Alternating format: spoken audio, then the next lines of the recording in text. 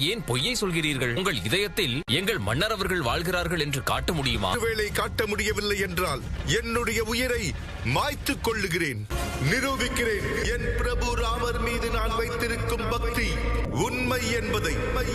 என்னுடைய இதயத்தில் என்றும் என் பிரபுவும் தாயும் வாழ்ந்து கொண்டிருக்கிறார்கள்.